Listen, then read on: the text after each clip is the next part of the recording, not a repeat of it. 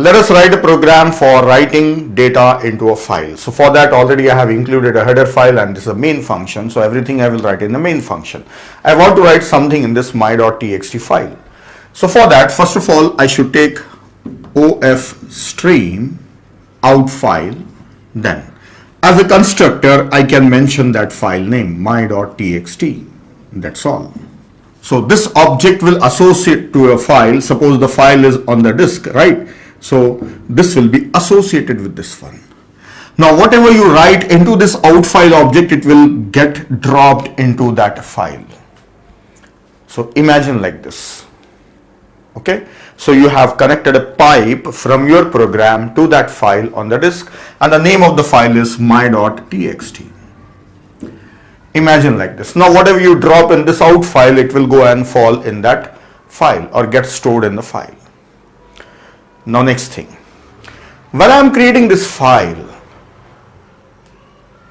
when I am opening this file should be already existing. If it is existing, then it will open the file. If it is not existing, then it will create a new file with the same name. That is important thing about file output stream. So when you are opening a file, if it is not existing, it will create a new file. That's all. Now one more point. If already file is there and it is having some contents, what will happen to that? It will truncate the content. It will remove the content. So suppose already I have some values in this file. For example, 20, 30, 15, I have some values. That will be removed and fresh contents will be written. No, I want those contents as it is. Then what I should do? Now listen once again, if already file is there and already the contents are there and you want to retain the contents and you want to append new contents, then there is a mode available. You can mention that mode, that is iOS app, that is append. This will append the content to a file. So like this, there are two modes available, that is iOS app for append and iOS truncate. So trunk.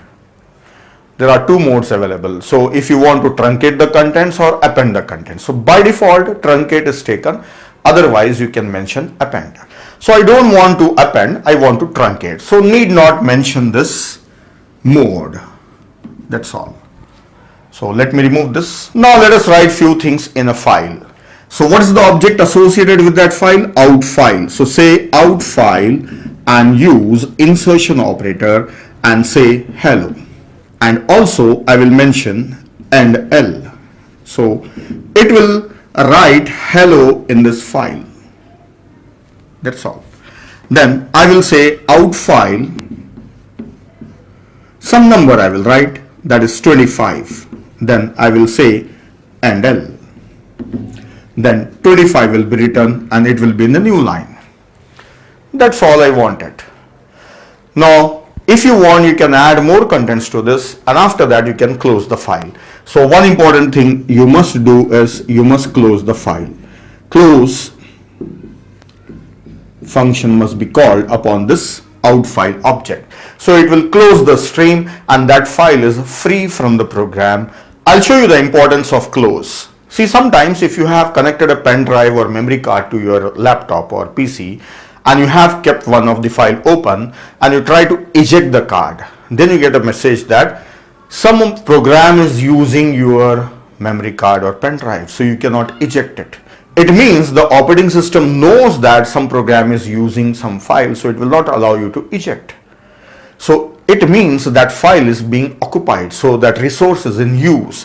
So when the program is not using it, it should release this one. So usually what we do, we close the program. So if you close the program, automatically it is automatically the resource is released. So that's how, if the program end, then automatically the resource will be released. But if you say file close also, then file should be closed. So that's how. Even our program is ending, but it's a good practice to close the resource when you have finished using it. So that's it. This is how we can write something in a file. Now next program I'll show you how to read the data from that file. Then during that program we will learn few more things.